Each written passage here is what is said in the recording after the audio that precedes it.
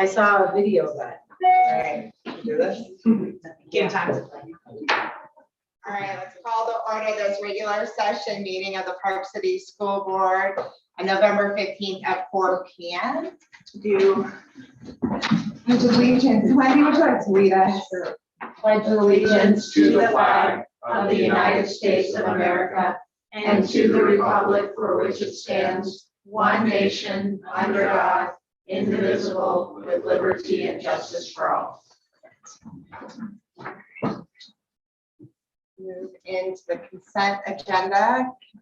Please get a motion to approve the consent agenda that includes regular session minutes of October 18th, 2022, accounts payable registers of October 12th, 17th, 18th, 19th, 24th, 25th, 26th, 27th, 28th, and November 2nd, 2022. Travel requests, personnel information, annual financial audit report, land trust amendments for Treasurer Parleys and McCollin, and October revenues and expenditures. I make the motion to approve the consent agenda as read. Second. Okay, do we have any discussion? No, so all in favor? Aye. All right, let's move on to employee groups. I think I just saw Mary. Just walked in. I'll let you come up and then I'll have Josh come next. Good evening, everyone. PCA, first of all, would like to extend a thank you to our two outgoing board members. Mandy, thank you for stepping up to serve this community and for all your hard work and dedication to our students. Erin, it really has been truly a pleasure to work with you over the years. Thank you all for your support for teachers and for students. We especially appreciate your desire to put the educator safeguards in policy and to ensure teachers and other district personnel are treated respectfully and professionally. PCA has been in ongoing conversations with the district admin regarding the construction process. We would like to request a contingency plan moving forward in the event of power outages, sewer issues, etc. We realize that construction issues are unpredictable, and it would be helpful to have a plan in place that are communicated out to teachers ahead of time, at least for more predictable problems like power outages and water issues. Along with that, we would like to request the district personnel and representatives of the construction company or whoever it is company visit each school before and during construction to update teachers about construction. This will help alleviate uncertainty from teachers by directly addressing possible concerns and being able to focus on students. Realignment meetings have been ongoing and have been very constructive as we move forward. Thank you to all that are serving on those committees. Thank you, Dr. Sorensen, for continuing to work on the job study so that we can begin compensation negotiations for both teachers and classified personnel. As we move forward with negotiations, PCA advocates not only for a more livable wage for everyone, but also a focus on time in order to implement the many things required while being able to effectively support our students. In addition to compensation, we would like to continue conversations about taking extra work off teachers' plates. As much as we need the financial support, we also need the support of time. Several teachers and community members virtually attended the Show Up for Teachers webinar hosted by Utah's First Lady, Abby Cox. Thank you, Dr. Gilday, for getting the word out about this very helpful webinar. I honestly encourage anyone that has not gone on this website to do so. It was a phenomenal panel, and the presentation focused on the mental health and well-being of teachers in order to support our students effectively. There is an in-person conference on July 19th, and more information can be found at showuputah.org. As always, thank you for the opportunity for collaboration as we all work together for a common goal to educate and support our students. Thank you very much. And it's nice to meet you as well. I don't think that I've personally met you. I'm Mary Morgan. Nice to meet you. All right, Josh with EIG, please join us. Thank you for the opportunity to give you an update from the EIG. We've posted a survey to all of our members on the website to give us their priorities and their comments moving forward into negotiations. We want to work closely with the PCCEA and work with them to follow up with the information we get out of this survey, so that way we can benefit all of the classified employees, regardless of which group they belong to. Our representative Cindy Hare looks forward to the scheduled monthly meetings with Dr. Gilday, Dr. Sorensen, as well as Gina Cox to work through some of these issues concerning classified staff, and we'll share those survey results in the forthcoming meetings. Thank you. Okay, thanks. All right. Mr. Tanner, did you want to?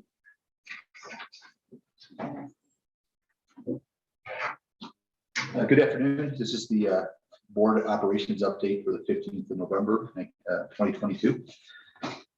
Just to let the board know, we're obviously keeping an eye on COVID still. The county is in low for its community level, although we are seeing some signs of it, pockets bouncing in our schools right now a little bit, and in some of the urban areas in the U.S. So just rest assured that we have all of our back shop COVID mitigation still in place. As people return indoors, obviously that's when we've seen COVID spike in the past, particularly when returning from holiday gatherings with families. We'll be watching that closely.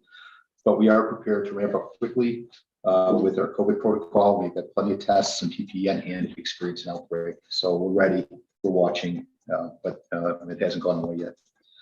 Buildings and grounds, we did have a construction-related electrical and sewer issues emerge at Jeremy that were the result of some drilling that was conducted by one of our subcontractors.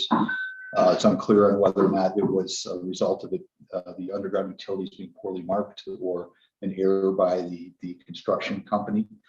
They're sorting that out because whoever is responsible pays for it, not the district. So we'll be working with that. Well, we did just complete roof supports here at the district office and a staircase replacement as well. And I want to commend the maintenance team on some really nice work in removing the snow that we had pretty robustly over here in the last couple of weeks. We are still finalizing the Park City Mountain Resort parking contract, from a multi-year contract, and we're still working with the Park City Institute on a memo of understanding or a contract with them. Transportation, we're still working in a critically manned environment. We had 2 people out last week with COVID, 1 out with the week before. We had 2 new sub drivers started last week, and we've got 1 driver in the pipeline.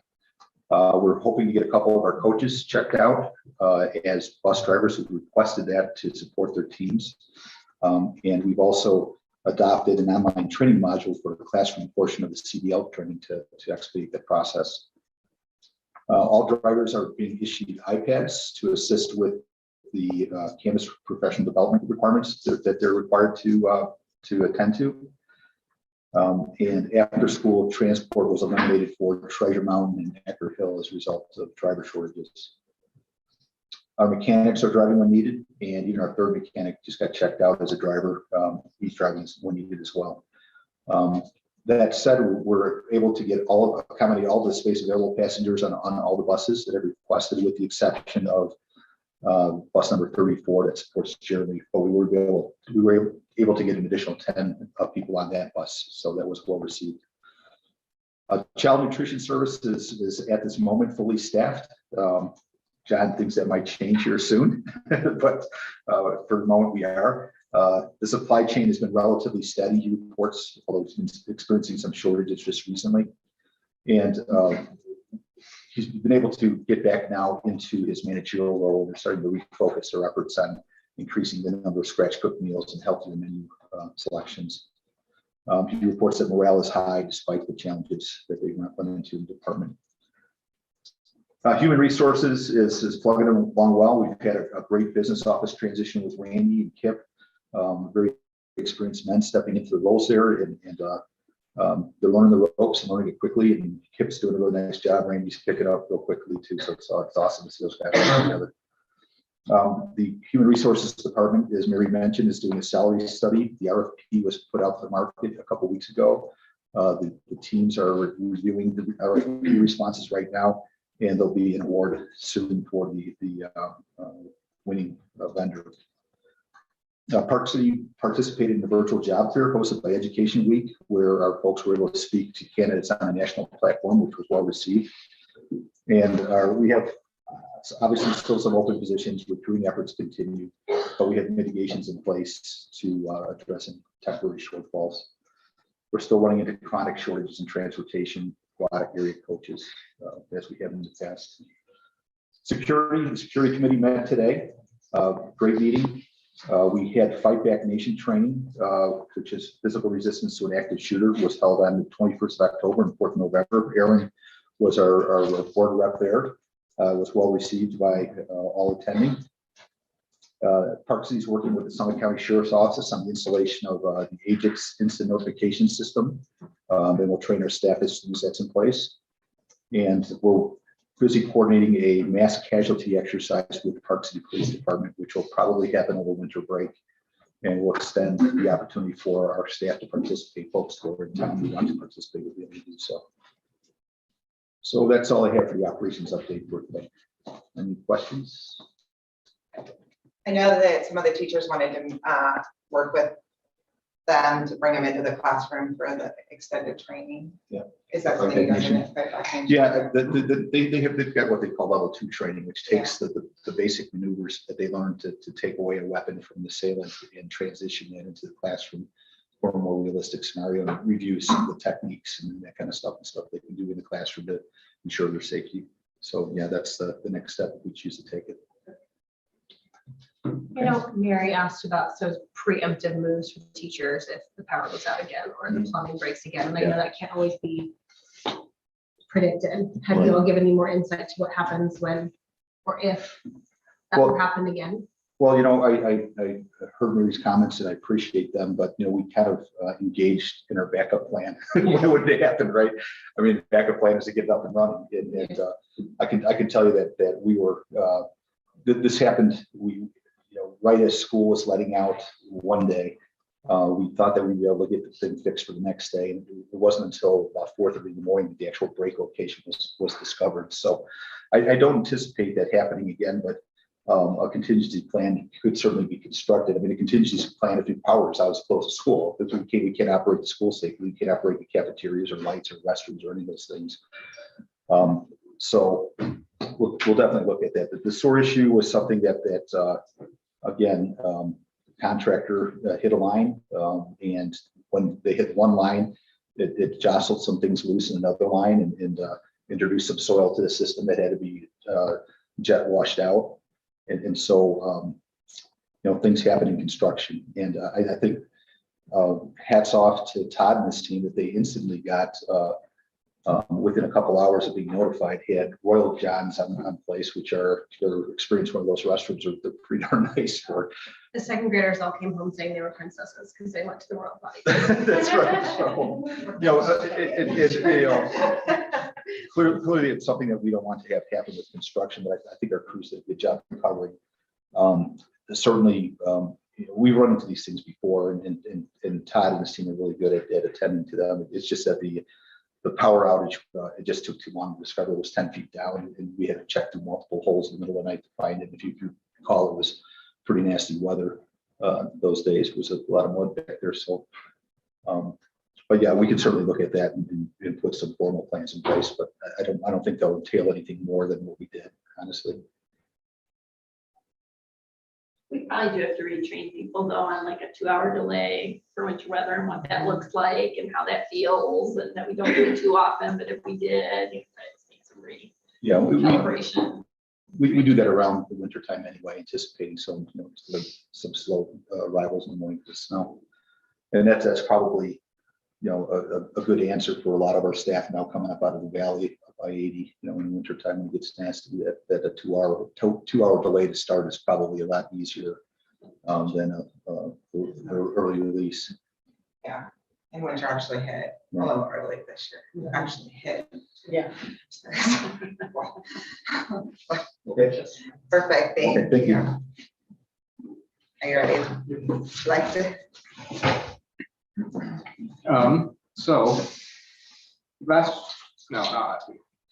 at the last week in October, we St. Council had our Halloween week, and we did some different spirit days, and we also had a couple of events.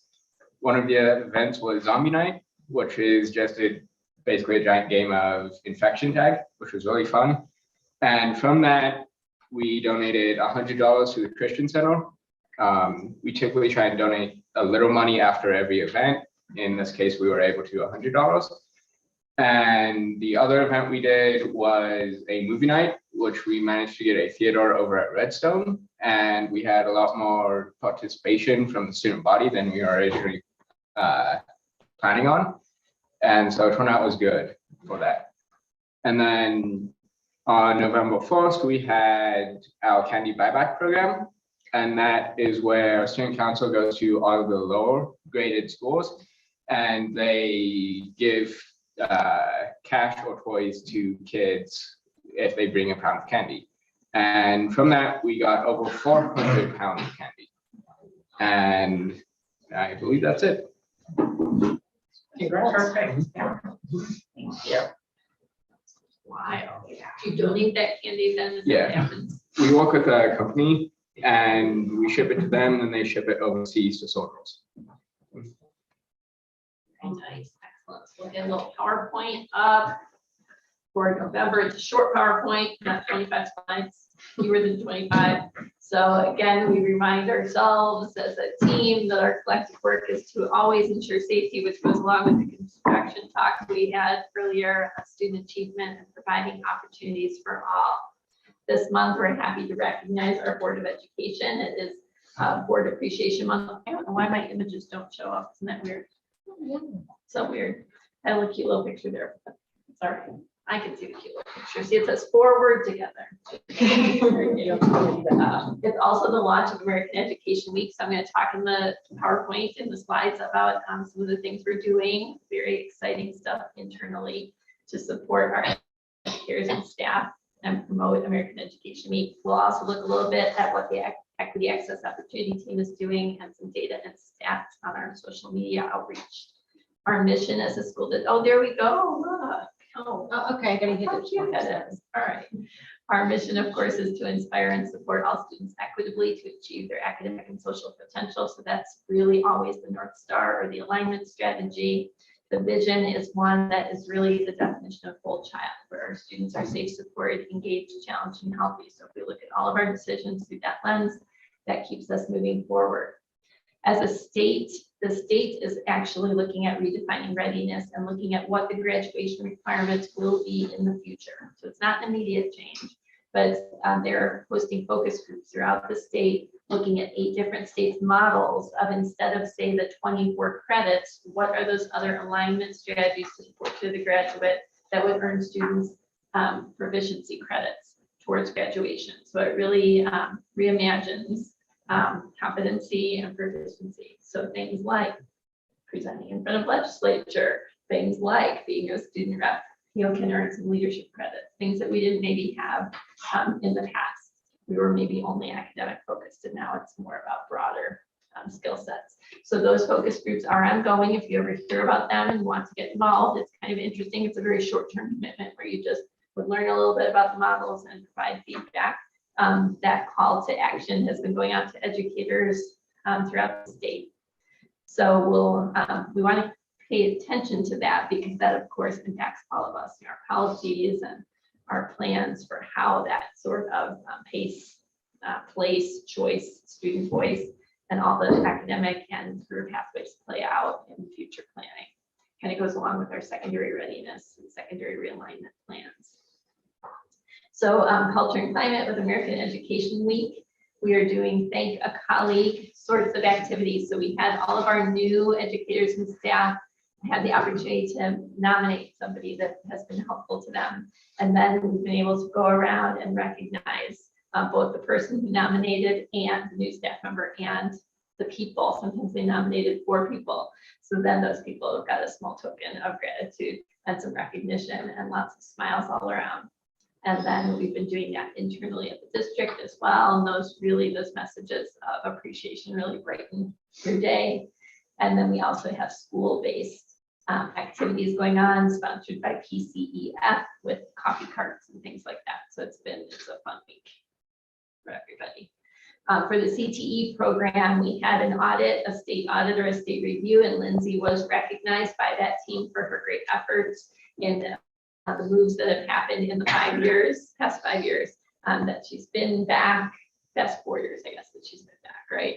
And all of the ways that our pathways are improving and are modernized, and they're very excited about the secondary realignment and about the new space at the high school that will really bolster these programs.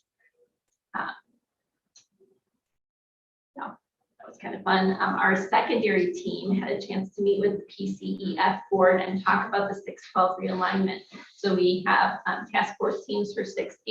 We have focus groups for 6-8 as well as the high school. And this team is really talking about, what is the future of learning and how does that come to life in Park City School District, aligned to the master facility plan or the master education plan, and then how does it roll out? So the teams are working together, and I'm glad that they got to start with PCF talking about that.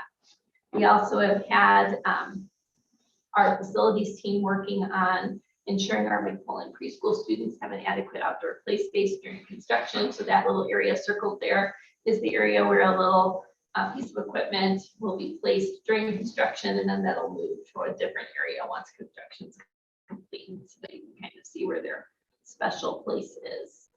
For our Safe and Inclusive Schools team, we did have enough snow and enough messy weather that was rescheduled for tomorrow. We did roll out today module 1 of the required state training. I was able to view and participate in the training, but I haven't taken the quizzes yet. So I think the quizzes open up maybe today, but it was good, robust training. So there's enough information in there for educators and staff to kind of understand what the state's thinking is with regard to equitable practices. We will likely in the second half of the year commission an external equity assessment.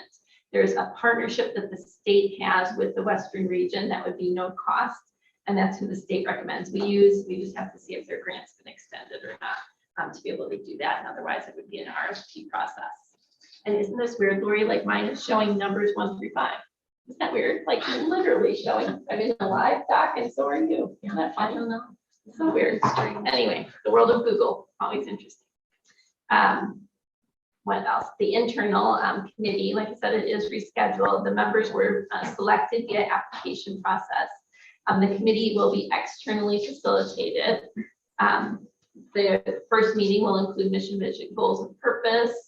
It will have a policy subcommittee, but everybody will kind of start looking at remodel policy, so everybody gets to see what kinds of policies are available across the US.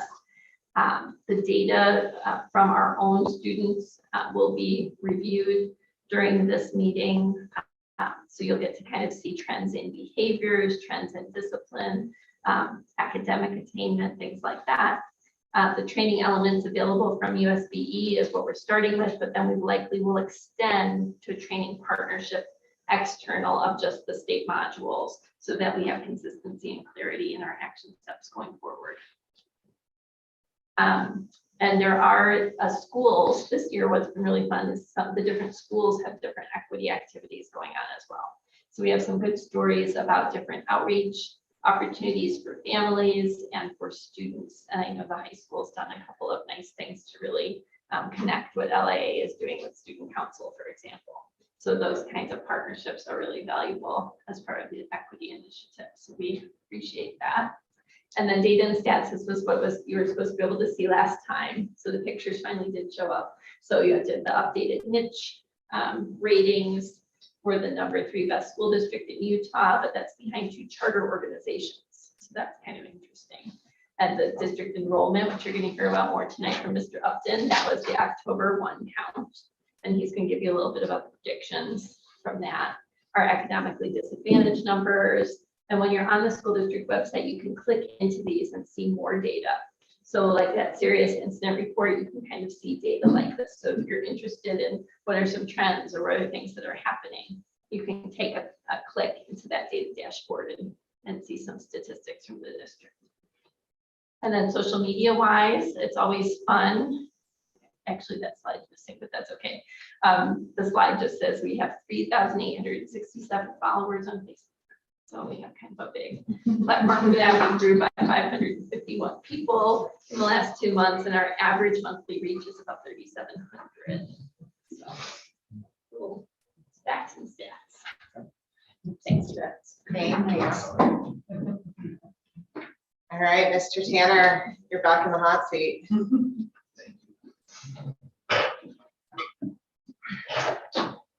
So let's do your construction update for the 15th of November, 2022.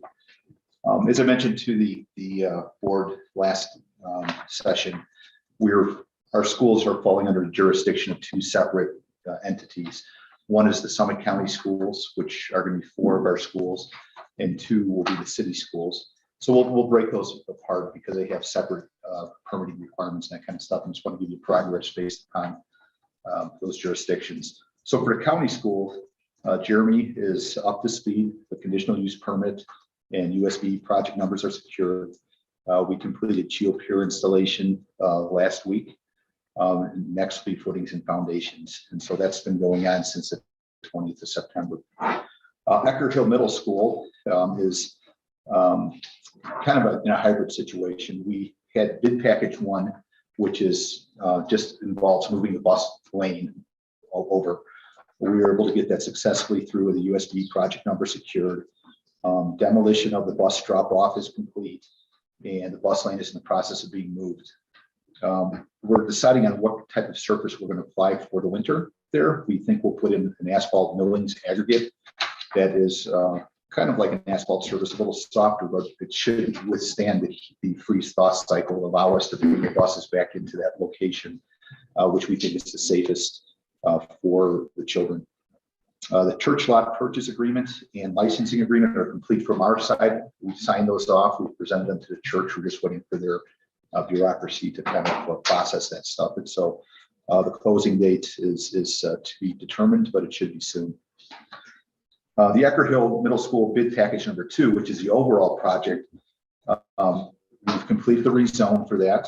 The height variance was approved. And right now, the only thing that's really holding us up is stormwater engineering. Initially, the county wasn't approved our plan. They came back about 2 months after we initially presented it to them and said, hey, we got something we got to address here. That has slowed up the processing for us a little bit.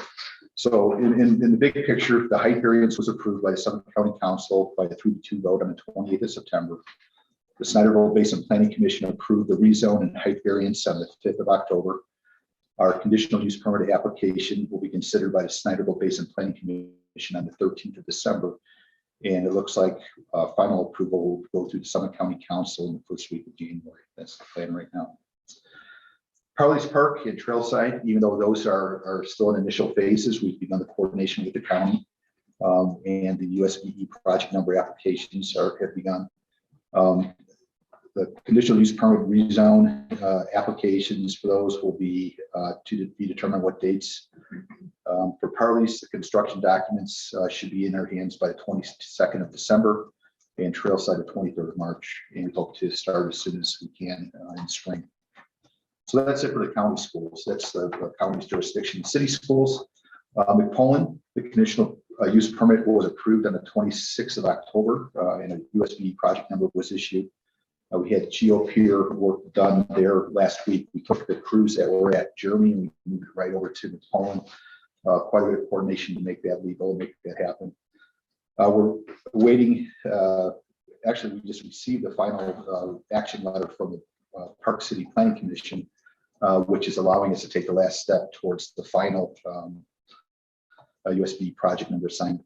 I want to assure the public one thing that will be very clear. There were some concerns about soil handling and mitigation at Poland. At all times, the soil was handled in accordance with the requirements of both the Park City municipal ordinances and the DEQ ordinances. I just want the public to rest assured that at no time for the children at risk. The Park City High School bid package number 1, which is civil site work, grading, utility relocation, was submitted for USB project number on the 11th of October. And we're waiting for final action from the Park City Planning Commission, which we did receive just this afternoon. And we'll be securing a USB project number probably tomorrow.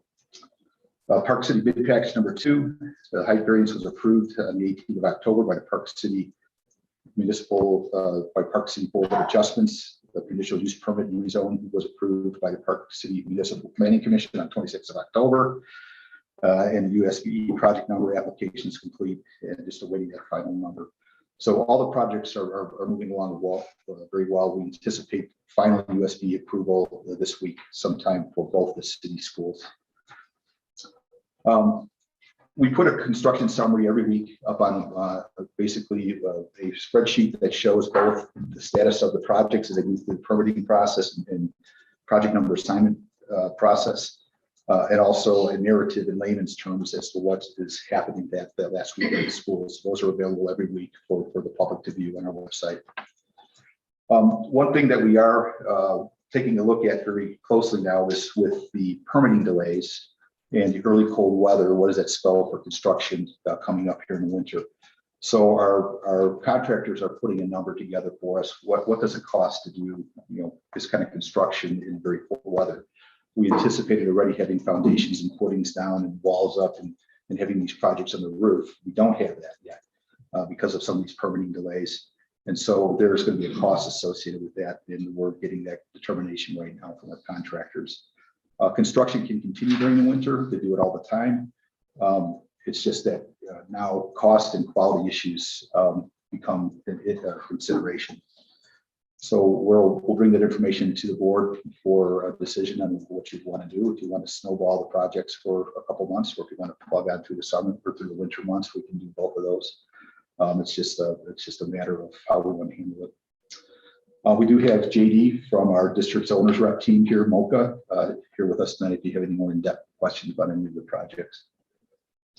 And that's all I have for you. So a decision about working through the winter is fast approaching, I imagine. Or what is the? They'll continue to work through the winter, moving utilities and doing stuff like that, but it wouldn't be, Substantial. Exactly. Yeah, and the wild card really is the weather. I mean, if we have a mild winter, like we had last winter, where we had 2 months with no precipitation, that's one scenario, right? And Okay. I would hate to waste that time if we didn't need to. On the other hand, working through massive amounts of snow, like I had indicated the last couple of weeks, that could be another set of issues. So it could be done. You just have to, but there are complications, and those complications spell into costs. And so we're trying to determine exactly what those are for our contractors right now. And when we secure that data, we'll bring it to the board to help us make a decision on that. Okay. Okay. Any other questions? All right, Thank you. Send that bill to the county council, I guess. Thanks, Glenn. Appreciate you, buddies. We'll let you finish. All right, we'll move on to school open enrollment review and recommendations discussion. Do you want to lead us through this? Yeah, you bet. We'll have Lori show it here on the screen. There's actually 2 files. We'll start just updating the FY23 numbers. As Superintendent Gilday had up on the screen earlier, the enrollment, October 1 enrollment came in at 4,350. It's 140 students down from what was projected originally at 4,490. And the major cause of that, I mean, just from your K-12, just your kindergarten and 12th grade differential, you're at 190 students. So with some migration, probably with new kids coming in, maybe kids that are already in the system and siblings are coming in, that kind of thing, move-ins, migration, the decrease was only 140 over projected. So that's kind of the update on the FY23 numbers. I'll get in more into the forecast.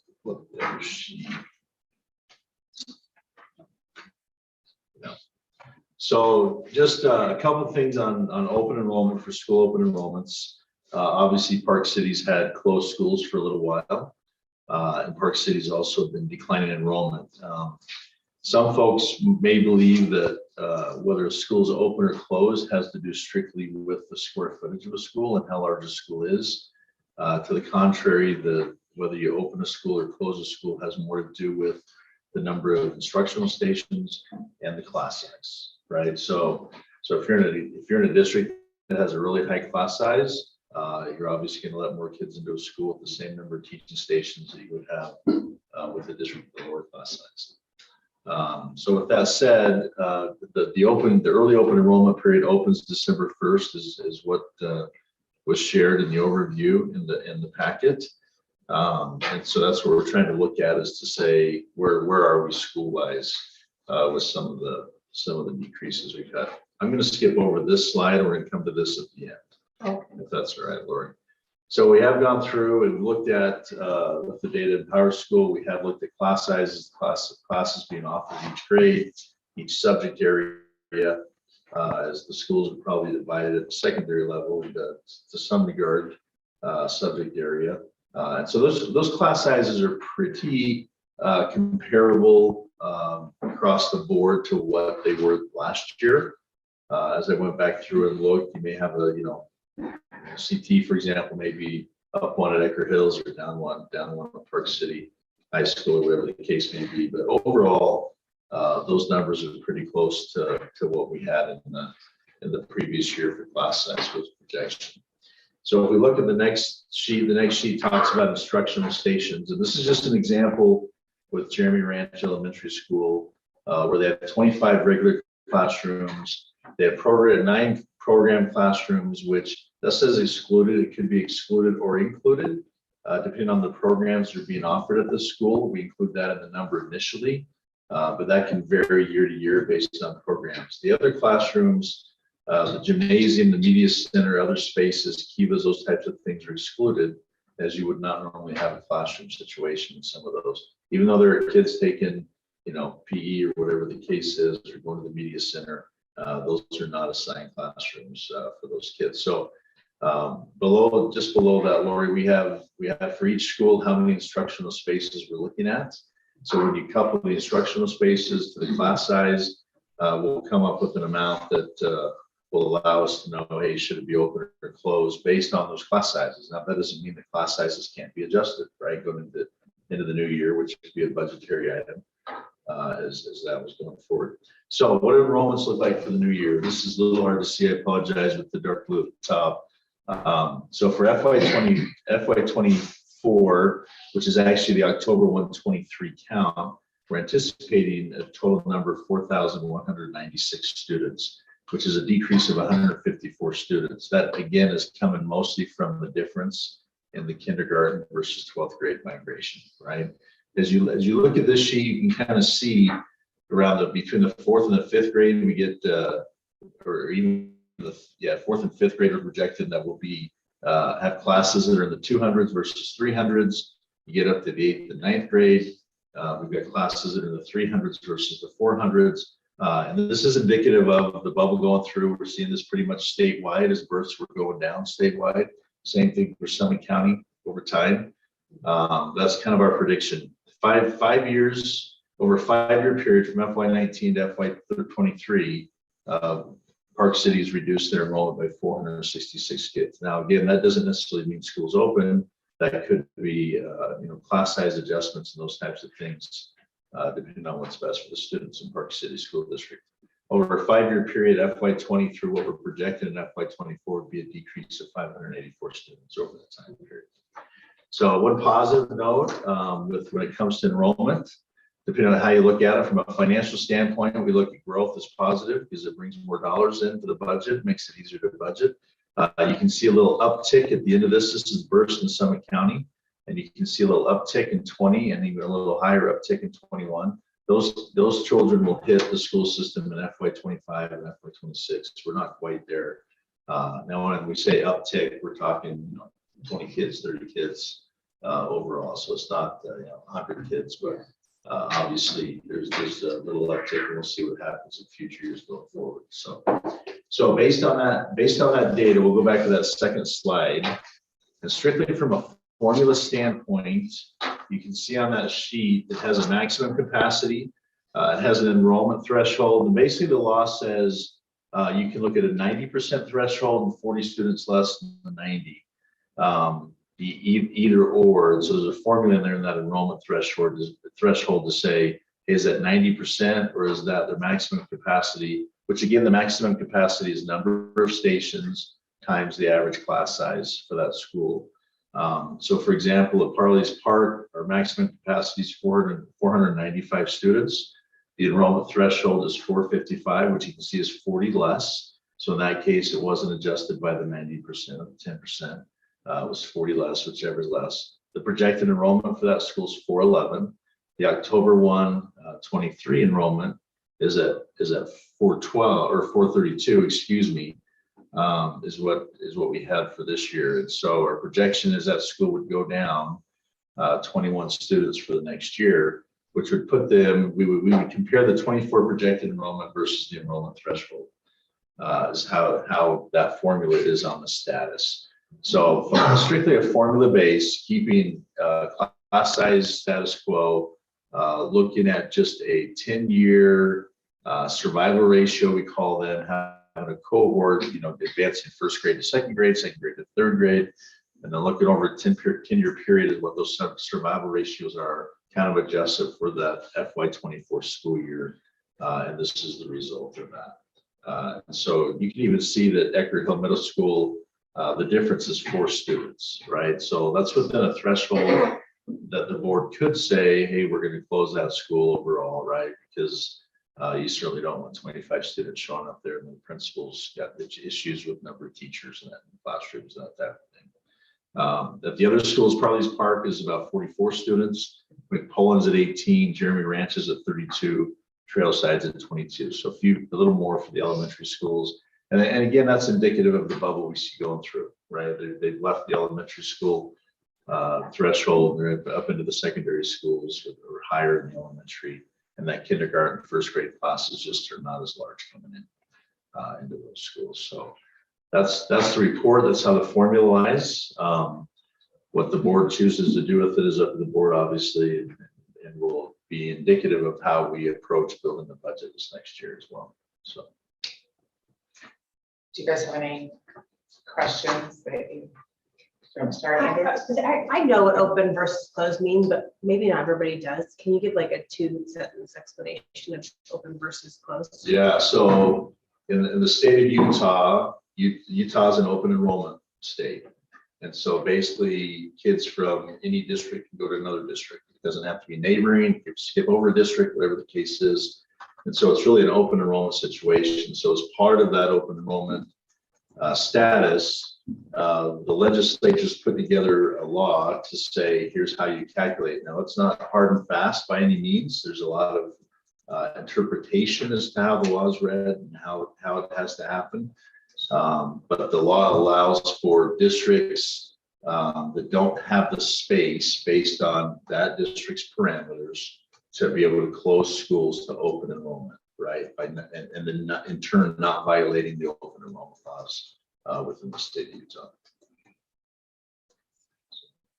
So I have 2 questions. First is, what's the difference right now in per pupil spending between us and South Summit? So I would have to get back to you on, but yeah, definitely look at that. So I think that's a relevant question, given that, and then also Wasatch. Yeah, I'm just gonna guess that Burke City's higher in both cases. No, I know it's higher, but I wonder To what degree? how much it's narrowed. Because we've looked at this every year, and that's one of the factors as well, is that we get reimbursed for their per pupil spending, but at times it's been double, and now I think it's shrinking quite a bit. So I'm curious what that gap is per pupil, and what our explicit cost is per pupil that comes in. Yeah, because it's not a zero-sum game, right? Like it's not Correct. It's not as if, okay, we have more kids, we have more money to spend. If we have more kids, we're potentially losing money per student, and the taxpayers here are subsidizing all kids' education. So I think it's a factor in this decision. And then my second question is, in the elementary schools, what's the difference in kind of the average class? So the average class size here, kindergarten through 5th, this is on slide 3, is between 18 and 20 students across the district. I'm curious what the difference is between DLI and non-DLI. Because I think that there's pretty big discrepancy there as well. And, you know, I think the possibility exists that we maybe close one and not the other, or vice versa, right? Like, I don't know. Yeah. I can't remember which is which, but I know that one of them always bumps into problems with class size and the other one is not. So that would be my question, if we're gonna open certain schools that were previously closed, what programming restrictions are we gonna place on that, on those schools, right? So Jeremy, their fourth grades, their non-DLI are 27 and 28, because the average here is 21. Yeah. Yeah, they're and so it may 27. be that we Big say, difference. okay, you know, these schools are open in the DLI programs, but they're not open in non-DLI, and, you know, people are applying that, you know, that's a relevant fact, right? If we say they're open and the non-DLI classes are massive, it's, you know, we're gonna have a lot of angry taxpayers, because it's not like for like, right? They'll have to, there's a lot of shuffling teachers we would have to do as well to accomplish that. So I think, I mean, for me personally, I'm okay with the theory that, okay, we have, you know, if you look at our enrollment, there's a lot of different factors that go into that decline. I mean, in theory, I'm okay with opening some of these schools, but I'd love to see, before I voted on that, I would need to see the difference in DLI versus non-DLI, and then also what the financial ramifications are for people. Because that's, you know, that's what we're gonna be asked. Once you get my business. you need to have it. So early open enrollment period starts December 1st. So we needed it before. So we need that before December. I mean, you may have, you know, parents knocking on the door December 1 saying, hey, are you open or closed? Sure. Can we open just certain, like just DLI programs versus? I don't. We can, because we can always, in the past, we've been able to open certain classes with certain cohorts within a school, because we haven't, right, Lori? Like, we've had, you know, like the high school, but you can't be a freshman because we don't have any space in freshman class, but you can be, you know, and so I think maybe what we say is we're still reviewing it, and you can put in your application December 1st, and if there's a spot open, you know, I don't think we need to make the decision today. We can do it next meeting and say, you know, once we have more data.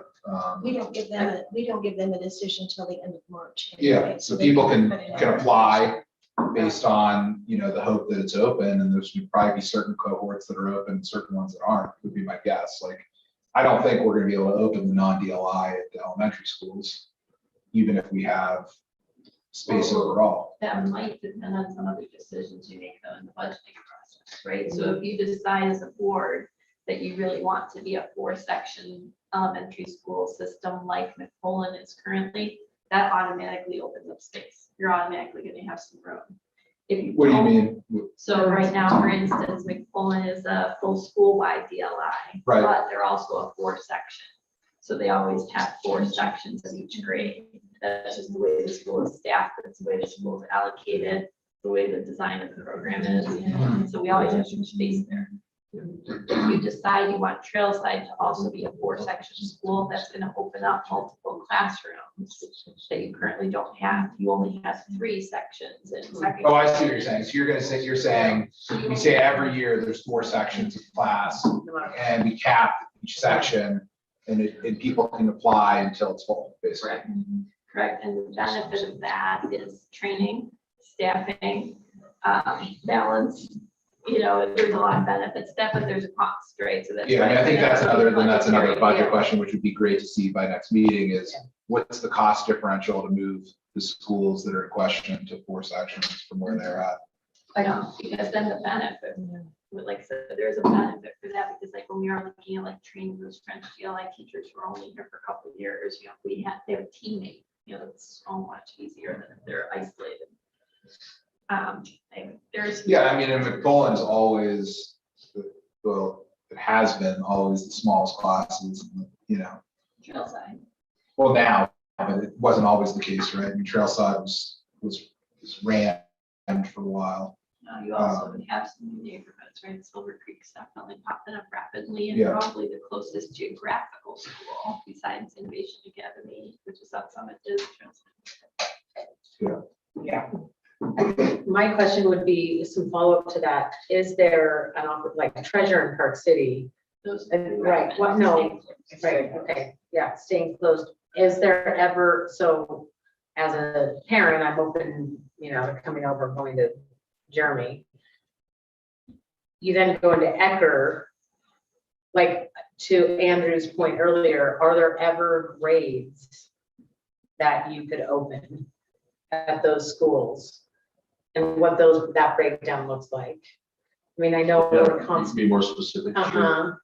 The only Just issue with see. that though is that, like, once you let a kid in, it's really hard to tell them, hey, you went to 6th grade, but you can't I stay know, in with so- your cohort. So that's my other issue, is if opening the lower schools, that same issue hits, you get through Ecker, then you're like, oh, wait, can't hit Treasure or the high school. So one. So- But once they're in, they're Right. counted in, so Right. they don't get kicked out, right? So my question is, what do those numbers look like if we don't, like, are we looking, if we don't open and we just go with capacity here, what are our numbers looking like and budget looking like when they hit Treasure and Park City? So looking out, looking out Taking 4 out years, 5 years, 4 years, 5 years, if we're, Yeah, we can project Yeah. that. I would just like to see if we're limiting ourselves, substantially, what the budget looks like in 5 years, if we say, no, let's not open this is not. Well, I think, and also looking at the fact that we're in a teacher shortage and it's really hard to get anybody hired for some of these positions, which I understand what that 4 sections would be. Yeah, But just looking forward, like until, yeah. There's Same way you're there's looking at- arguments pro and con, right? Yeah. We want to educate kids. I think the other thing that, from a place of equity, if you looked at that number that was on Dr. Gilday's presentation about the percentage of students on free and reduced lunch, 16, Mhm. it was 25 when I started about 6 years ago, right? And so you have 10% of our student body, so 400 or 500 kids who have left the community who are economically disadvantaged, and that is, Mhm. I think that's a loss for the whole community from a lot of different angles, but that is also a situation that we're seeing pop up a lot too, where people have had to move because of affordability, and those kids are just leaving the district. And I think those numbers, there's some high correlation between our enrollment declines and that specific statistic that I think we need to be cognizant of, because it's changing the composition of our community and obviously of our schools. So, Yeah. that's the counter argument to all of this, which is to say, okay, Keep open. keep the schools open for those families that are otherwise, having to move out. Andrew, to answer the financial question as well, just looking at 22 numbers, South Summit's about 50% of what Park City is, and Wasatch is about 36% of what. Yeah, so that's a big gap, right? And then that's, in some ways, and that's when we looked at it, we've been closed for, I don't know, 4 or 5 years, but when we looked at it last time, that was a huge hole fiscally that we had, which was, we had a couple hundred kids or two, I think it was, maybe I'm misremembering, but I think it was 200 or 300 kids that were paying 50%, or the tax collections were 50%. Sure. Which, look, we may make a decision as a community that that's okay, but it's a big number, it adds up. yeah. Yeah, So you wanted to know what the amount per student was? Yeah. So at the end of fiscal year 22, the final numbers, Park City was $5,034.63. South Summit, $2,320.05. And then I think you have a few of the North Summit, $2,128.47. Yeah. So Randy, that's the one off the Yeah, so state about side. 50 on. Yeah, that's a big number too. Wasatch. It's a big question, right? and it plays to your equity question too, like, Yeah. if you're moving out there, find housing. Well, I mean, it's kids moving Yeah. everywhere, but it's also. But I mean, the numbers are I would changing. love to Yeah. see Trailside not be 363 though, you know, I mean, like, I think it is a richer environment we can have, you know. I think classes of 22 and 24 is really nice, you know, I think sometimes when you get to that 14. Yeah, we've also been at a time where Trailside was rammed and we had, you know, massive classes and a lot of unhappy parents. And it also became like a border type of thing where they're saying, okay, well, we paid X amount more to live within the school district than our neighbors who are half a mile away. And it's tough, right? I mean, you know, we want to teach all kids. We don't want to be exclusionary, but there's a lot of parents who say, okay, well, I paid, you know, and I pay more taxes and I pay a lot for my kids to go to school here. And, you know, if I lived half a mile down the road, my kids could still go here and I could have, you know, 50% off my taxes and my mortgage. So Actually, the tax rate's lower here. on a percentage basis, but not, but the home values aren't like, so I think it's, I mean, it's a tough one, right? It's fun. Could we see that, but if, let's close them, let's pretend we close them. Yeah. And what it looks like when the last grade of each hits treasure or whatever. Yeah, we can even dissect down to where, I mean, you're looking at Eckerd, Treasure Mountain, Park City High, probably are all three in the realm where they're gonna be closed, right? Yeah.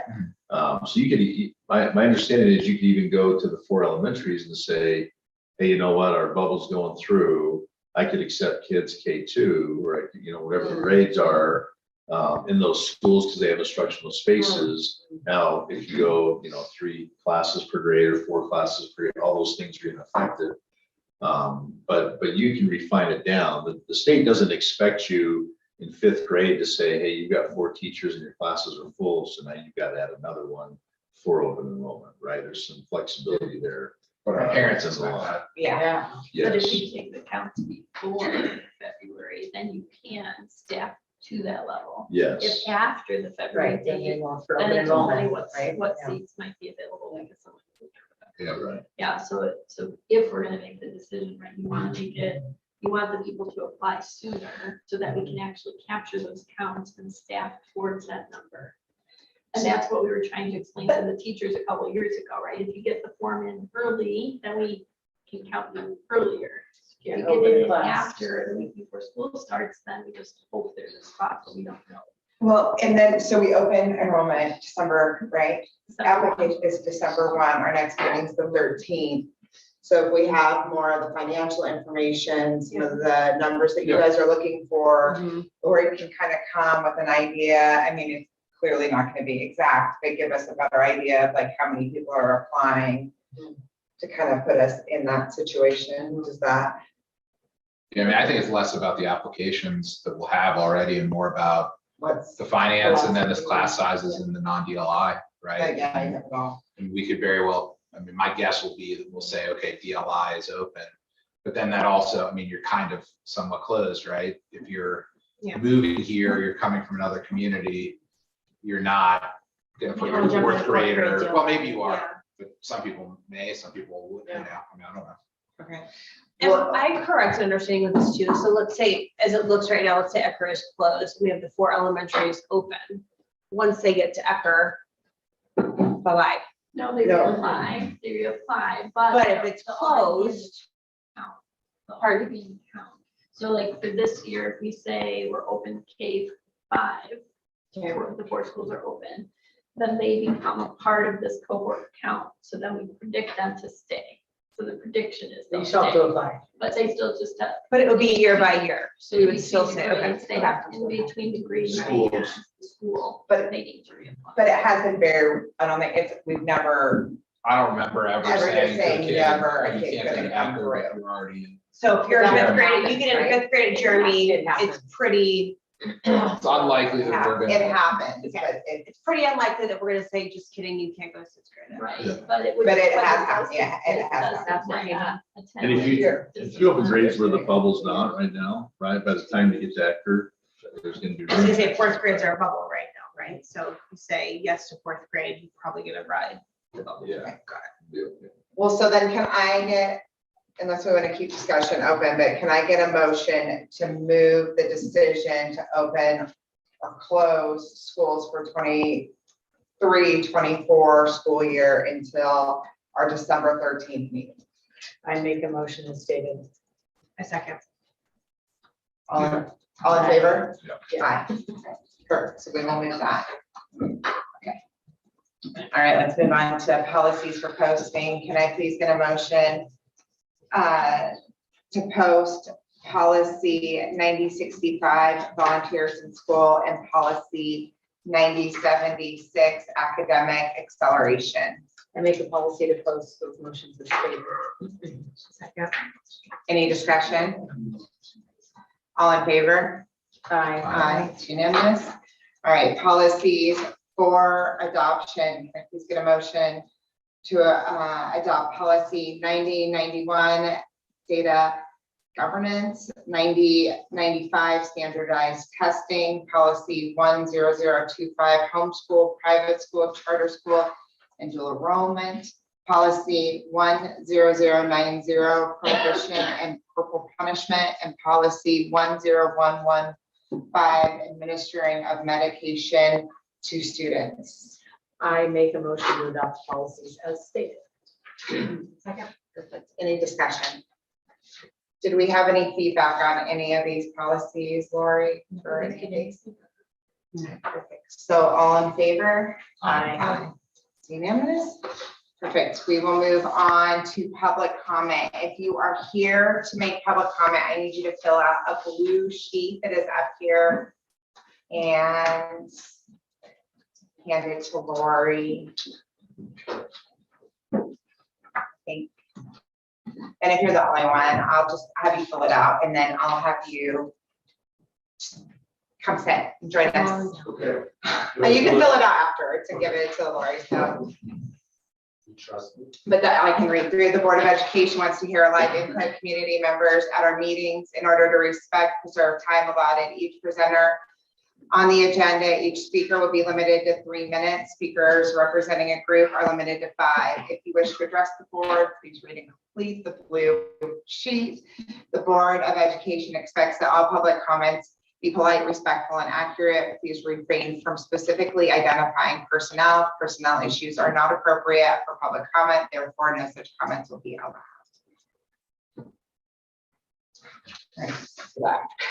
Great. Thanks for joining us. Yeah. Okay. Good afternoon, board members. Thank you for letting me speak. My name is Ben Crosby, and I'm a proud father of a daughter who graduated from the high school last year and a son who is currently a junior.